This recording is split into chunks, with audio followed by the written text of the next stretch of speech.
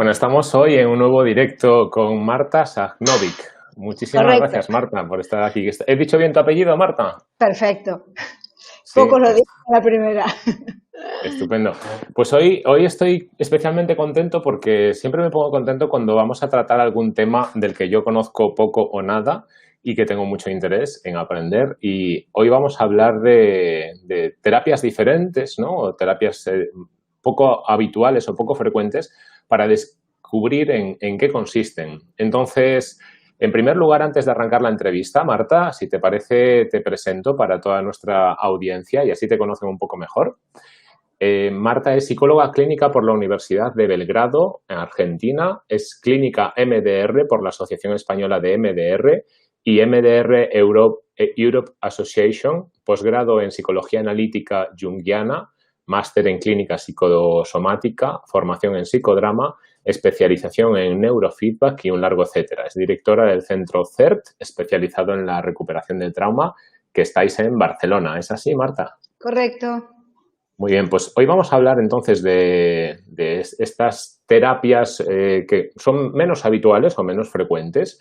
Y para eso la primera pregunta que me gustaría hacerte es ¿cuáles son las metodologías que utilizas en tu terapia cuando tratas a pacientes? En verdad, yo tengo un arsenal de técnicas para trabajar, pero a lo largo de mi carrera, que ya son 40 años ejerciendo la psicología, he descubierto las neurociencias, que son maravillosas. Pero no las neurociencias desde una aplicación muy investigadora, sino muy clínica, muy reparadora, porque son técnicas que provocan un cambio muy rápido y muy efectivo a nivel del cerebro y de la conducta como consecuencia.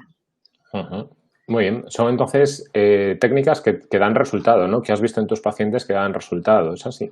A la primera sesión. Ah, caramba. Y, Entonces sí no, que no, es consiguen muy, cambios rápidos.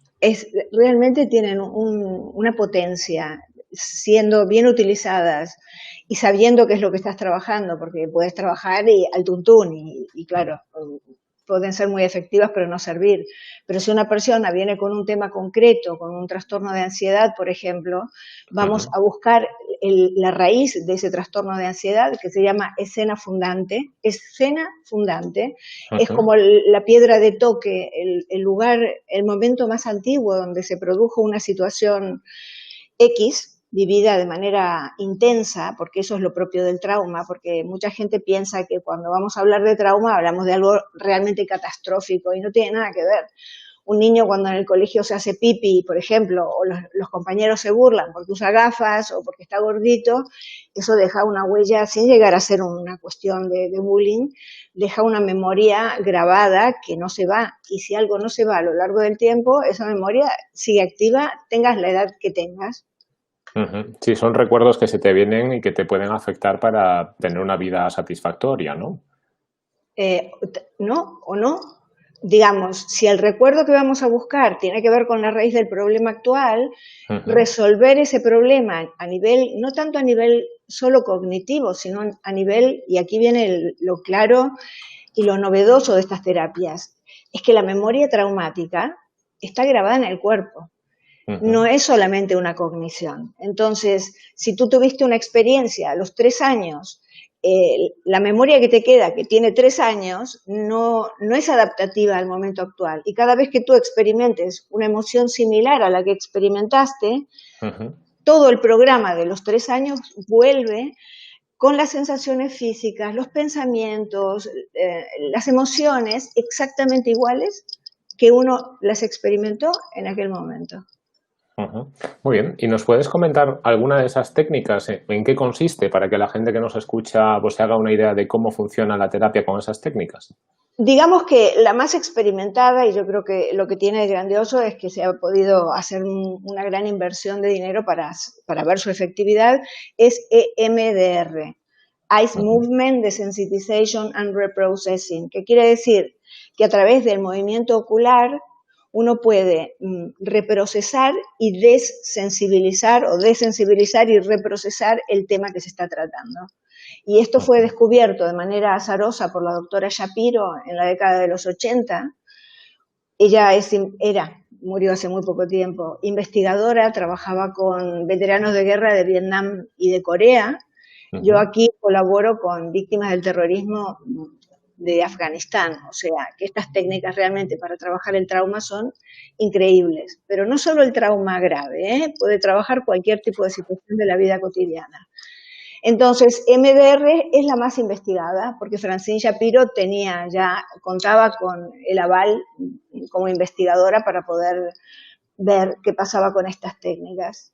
Y desde entonces se está trabajando y se está investigando, es la más investigada y comprobada, y además propuesta por la OMS como una metodología de elección junto con la terapia de exposición para trabajar el estrés postraumático.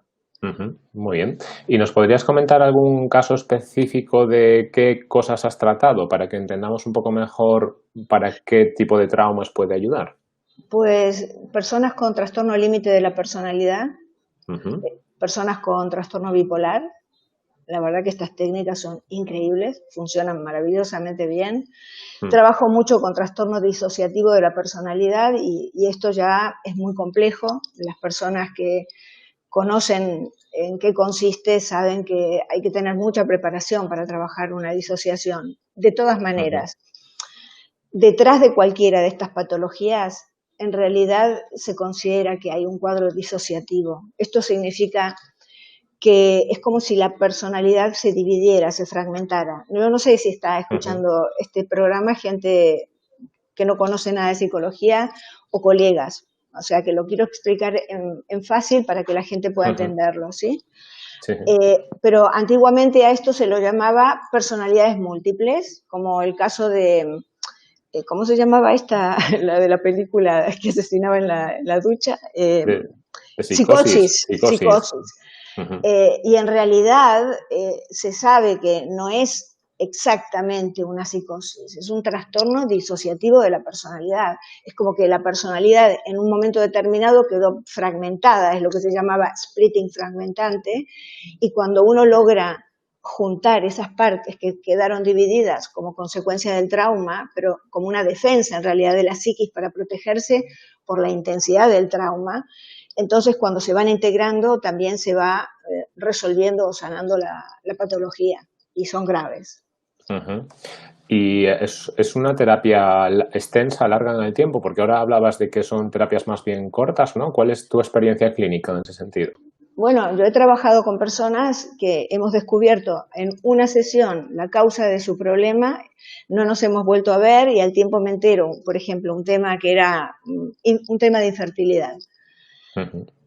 Se descubrió y al poco tiempo viene una amiga con una problemática similar diciéndome que ya iba por su segundo bebé esta chica, o sea que no regresó porque pena que no me avisó, ¿no? Porque es bonito que te digan, mira, lo he resuelto, pero en general también he trabajado a nivel público, porque a veces doy conferencias, bueno, daba, con esto del COVID ya es un poco más complicado, pero he trabajado una fobia a la mantis religiosa de una chica sevillana y en una sesión quedó resuelto, una fobia de 40 años de vida, o sea, y una mantis que es horrorosa además, más allá de que no le tenga fobia, son feísimas. Parece un alien. Pero si no, hay situaciones de duelo, por ejemplo, que en 4 sesiones está resuelto. Vale, si nos centramos, por ejemplo, en ese caso que has comentado, que me parece súper interesante, es una fobia a la mantis religiosa, lo cual es llamativo porque realmente son muy pocas las situaciones en las que nos encontremos con mantis religiosas por la calle, incluso viviendo en el campo, porque yo me crié en el campo. Yo, como te decía antes de arrancar la entrevista en público, yo soy de origen gallego. Sí.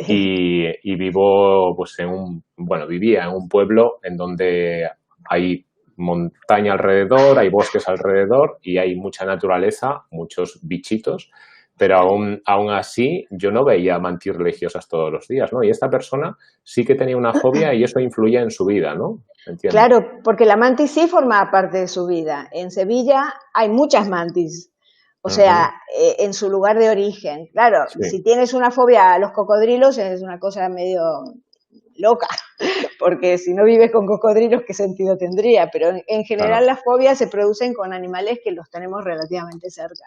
Ajá. ¿Y cómo fue la intervención con esa chica? ¿Qué se hizo? Bueno, fue bastante particular, ¿no? Porque además había alumnos universitarios que venían a hacer sus prácticas conmigo y fuimos a trabajar la escena fundante. Aparecieron 3 escenas fundantes de distintas edades. Si ella tenía en ese momento 40 años, la primera tenía 14, la segunda tenía 6 y la última que apareció tenía 3 años. Entonces, yo empecé a trabajar los recuerdos de atrás para adelante. ¿Por qué? Porque cuando podemos ir a la raíz y liberamos el recuerdo más antiguo, cuando el tiempo va avanzando y la persona los puede ver, la carga emocional que tiene ya no es la misma que tenía al principio. Pero descubrí una dificultad, que cuando tenía 3 añitos, ella no podía recordar o al menos decir qué era lo que había ocurrido. Lo único que había con concordancia con los otros recuerdos es que en el de 3 años no había mantis religiosa, que esto es un detalle importante, pero sí la sensación en el cuello, tenía una sensación como de corriente eléctrica, y estaba su padre presente, pero ella no quiso decir qué era, y yo le dije que tampoco hacía falta que lo dijera, ni en público, ni que me lo dijera a mí. Lo importante es que pudiera ver esa escena y que ya no le produjera nada.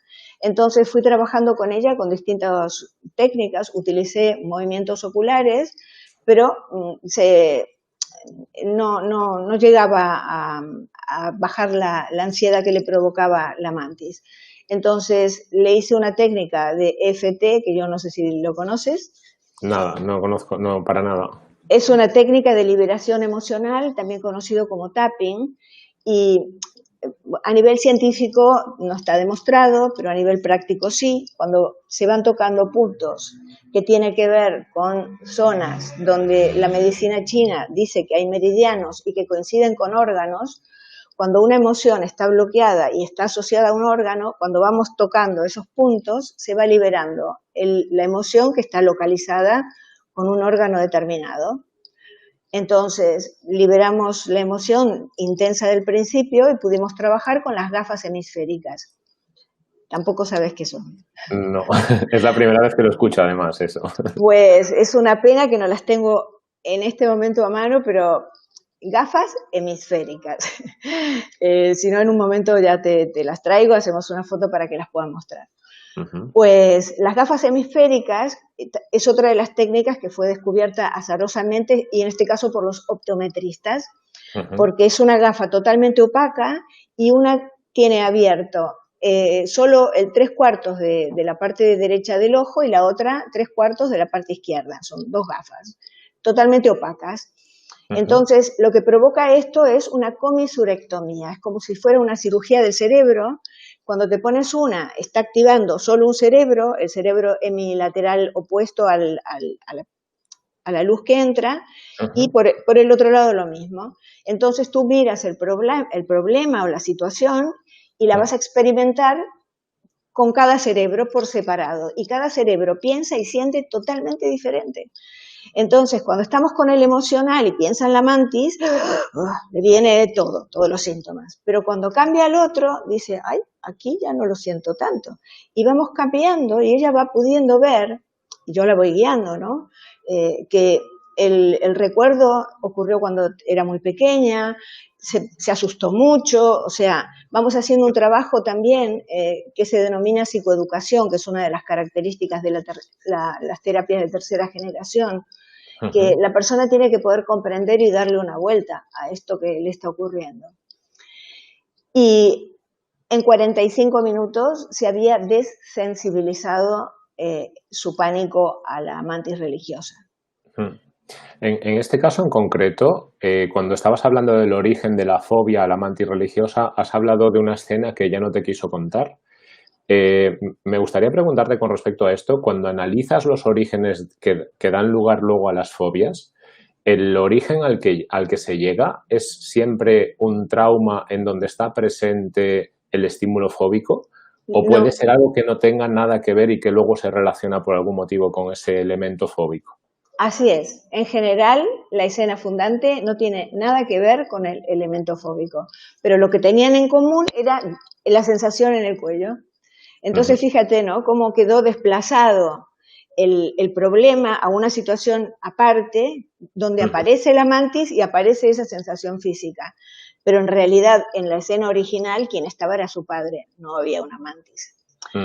Yo soy muy respetuosa en este sentido porque hay personas que no quieren hablar de lo que ocurrió. También podría ser que no lo recuerden porque eran muy, muy pequeños. Entonces yo no voy a estar provocando un trauma anexo que es innecesario, a menos que la persona quiera seguir profundizando. Claro. Pero una vez... Sí, dime. Antes hablabas también de otra cosa que me llama mucho la atención, que es el tema de la infertilidad y cómo el trabajar a nivel psicológico se puede relacionar con superar algunos tipos de infertilidad, porque se entiende que tiene una base psicológica muy importante, ¿no? Muy. ¿Tu experiencia clínica también es esa? El haber trabajado entonces con mujeres que no conseguían quedarse embarazadas y que un trabajo psicológico logró pues que fuesen madres. Pues sí, una de mis especialidades, bueno, lo dijiste, es máster en psicosomática clínica. La escuela francesa, el doctor Salomon Sellam, si bien utilizamos otro tipo de terapéuticas que no son convencionales, la parte médica está muy trabajada y muy desarrollada por este doctor. Lo que pasa es que en muchos casos hay personas que tienen una situación de infertilidad porque ha habido, y aquí entra el tema de la epigenética, ha habido en su clan, en generaciones anteriores, problemáticas de muertes de niños o temas de raptos de niños que están desconocidos, pero que ha sido un drama en el clan y que estas situaciones no se conocen a nivel consciente.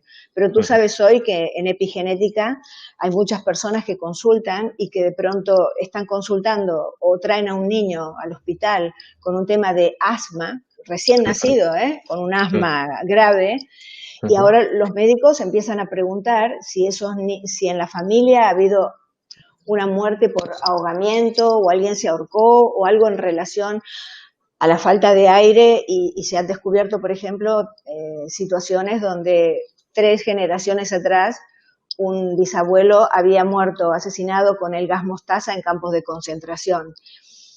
Que realmente es imposible que el niño conozca esa historia, probablemente, ¿no? O sea, que es algo que el planteamiento que se hace es que deja una huella en los genes que luego le marca en su problemática de su vida. Es algo así, ¿no? Es algo así. Esto es la epigenética. Es muy fuerte. Yo supongo que se va a ir trabajando y descubriendo cada vez más cómo poder explicar todo esto de una manera más científica. Por ahora es algo que está demostrado en la experiencia y tú sabes que la base científica es la experiencia. De ahí a que se haga toda una investigación estadística ya será otra historia. No es lo mío. Lo mío es la clínica. Pero veo tantos casos, tantas personas y he visto miles de personas en 40 años, que es mucho tiempo de práctica clínica, que, bueno, es interesante ver cómo se puede descubrir el origen de un síntoma. Es muy potente. Y estas técnicas lo permiten, lo posibilitan. En estos 40 años seguro que hay algunos casos clínicos que se te vienen a la cabeza con especial cariño porque has conseguido ayudarles a esa persona o personas. De los casos clínicos que más recuerdas, ¿qué sintomatología tenían o cuál era el motivo de consulta inicial? Pues de mis recuerdos, de las situaciones más difíciles, una de mis especialidades son adicciones. Y tener un paciente en una sobredosis llamándome, que no se podía ni siquiera quitar la jeringa de la vena, y estar trabajando con él y llamando en simultáneo a la familia, rescatarse él, rescatarlo la familia y salir adelante y que se cure, ¿no? Es que este tipo de situaciones tan graves. De hecho, estoy trabajando ahora también con personas con adicciones. Durante muchos años es como que hice un stop en esta temática y ahora lo he retomado y va muy bien incluso con neurofeedback. El neurofeedback también entraría dentro de estas nuevas terapéuticas porque se trabaja con un condicionamiento operante. La persona aprende a regular el cerebro a través de un sistema, un hardware, un software preparado para poder trabajar con las ondas cerebrales, y las personas van aprendiendo, pero no de manera consciente, porque es el cerebro el que registra el momento en que está vibrando en la frecuencia de onda adecuada, que tiene que ver con el estado alfa, como los gatos que están relajaditos, pero si ven pasar una cucaracha pegarán un salto y saldrán a correrla. Sí, sí, ¿No? sí. Eso del neurofeedback a mí me llama muchísimo la atención porque cuando estudié psicología en Santiago de Compostela hacíamos experimentos con eso y nos enseñaban cómo a nivel mental era posible, por ejemplo, bajar o subir la frecuencia sanguínea, perdón, Cardíaco. el ritmo cardíaco o bajar y subir la presión sanguínea. Entonces, a mí me pareció fascinante porque son elementos que te parecen totalmente incontrolables, como que están modulados por la parte inconsciente del cerebro o por la parte automática, ¿no? Y cómo utilizando estas técnicas de neurofeedback era posible aumentar la frecuencia cardíaca, reducir la presión sanguínea. Y hay gente que tiene casi siempre la presión baja, que tiende a veces a desmayarse o a encontrarse mal, y pensaba, ¿qué de útil es el entrenarles en neurofeedback para que no tengan tantos mareos espontáneos o tantas situaciones en las que se encuentran mal, ¿no? Absolutamente. Igual, la psicosomática da un gran aporte también cuando hay tensión arterial baja o alta. Ajá. Pero, ¿sabes qué? En neurofeedback se utiliza esto que estás explicando, ¿no? Creo que es Rolando, uno de los futbolistas que más lo utiliza, que lo ven en la cancha delante de la portería. De pronto es como que respira, está haciendo algo que nadie sabe de qué se trata, pero está entrando en estado alfa, que se llama SMR, que es un protocolo específico de neurofeedback para llegar a estos estados de relajación.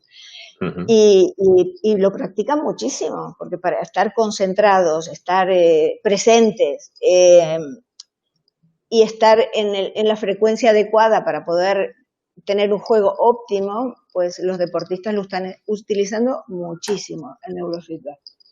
Con lo cual, no solo podemos hablar a lo mejor de traumas, ¿no? O de fobias que hemos estado hablando, o de dificultad para Ansiedad. quedarse embarazada o ansiedad, adicciones, estabas comentando ahora, sino que también podemos utilizar estas técnicas para mejorar el rendimiento personal, ¿no? Y los niños, por ejemplo, los niños con trastorno de déficit de atención es espectacular.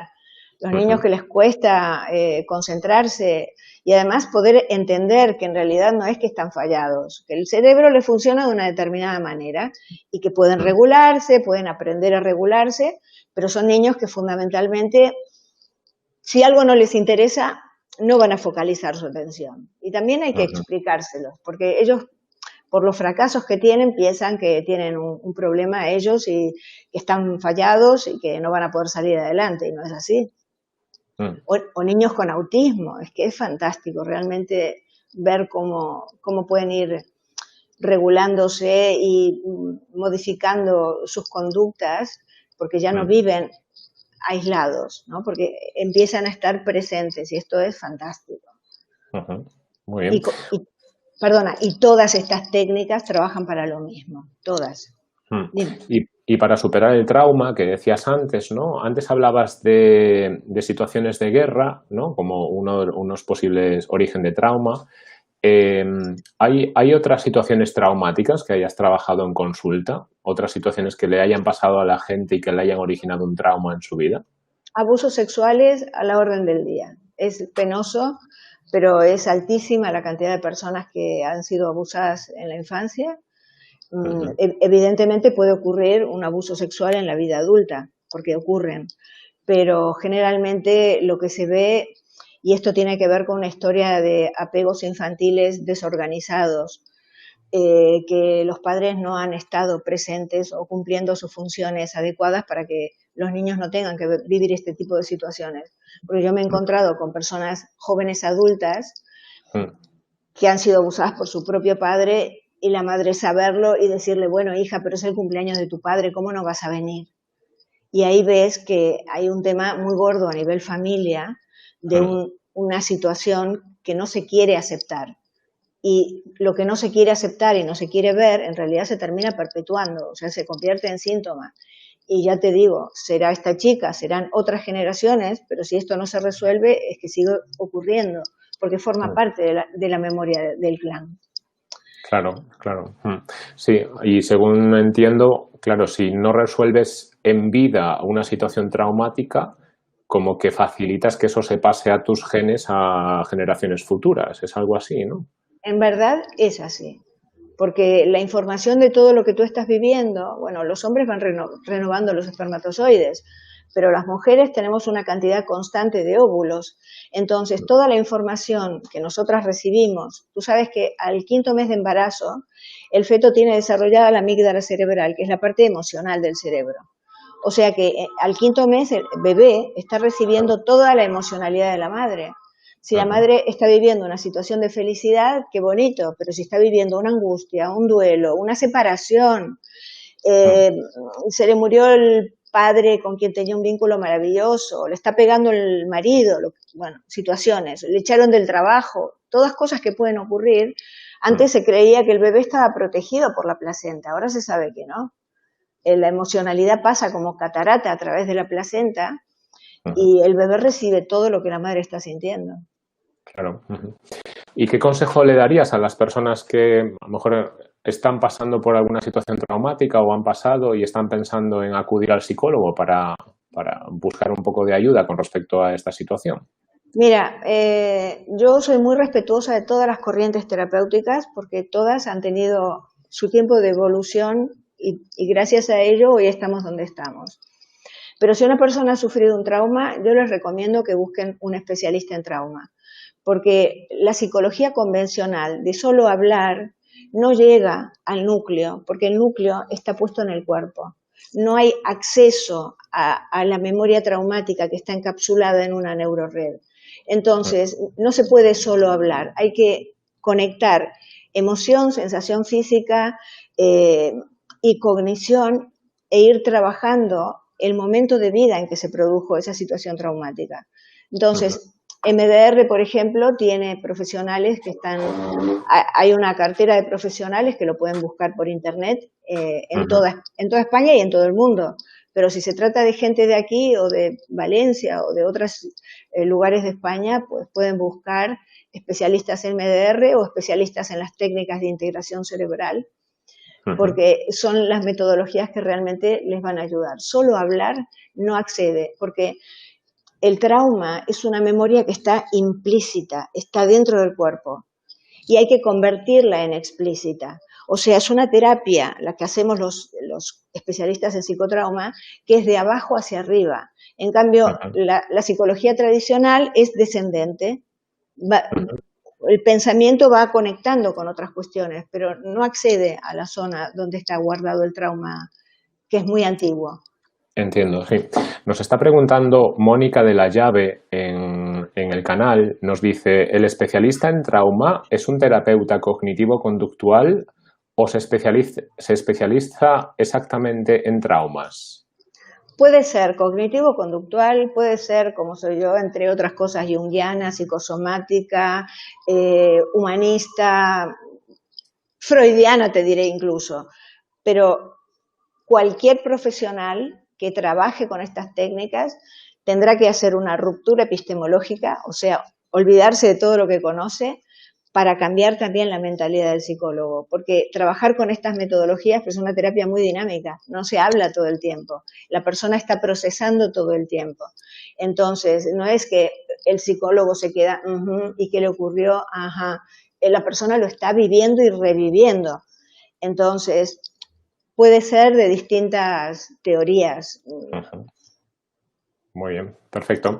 Pues ya para ir finalizando, Marta, si te parece, seguramente haya personas que nos hayan visto en directo o que vean esta entrevista en diferido que les gustaría ponerse en contacto contigo ya sea para acudir a consulta o para cualquier otro tema. ¿Nos dices cómo puede la gente encontrarte y dónde estás? Estoy en Barcelona. Pueden entrar a la web de la página, que son www.centrocert.com, y por mi nombre, que no sé, que es un poco complicado, me van a localizar. También tengo un canal en YouTube, me llamo Marta Sajnovic, una psicóloga descontracturada. Ya ves que mis metodologías no son muy convencionales, aunque tengo una parte muy, muy científica y otra no tanto, pero, pero muy rigurosa a la hora de trabajar y muy responsable a la hora de cuidar a la persona que viene a hacer el tratamiento conmigo. Así Estupendo, muy que, bien. Ujú. vale. Pues perfecto, hemos estado hoy con Marta Sajnovic. Marta es psicóloga clínica por la Universidad de Belgrado, Argentina. Es clínica en MDR, que es un tema del que nos ha hablado hoy y que me ha fascinado, me ha gustado muchísimo. Es posgrado en psicología analítica junguiana, máster en clínica psicosomática, formación en psicodrama, especialización en neurofeedback y un largo etcétera. Y es directora de CERT, C-E-R-T, especializado en recuperación del trauma. Pues Marta, muchísimas gracias por haber compartido este ratito con nosotros Ha sido un placer. y te mando un abrazo muy fuerte. Vale, Estamos... igualmente. Gracias, hasta luego, chao. Adiós. Chao.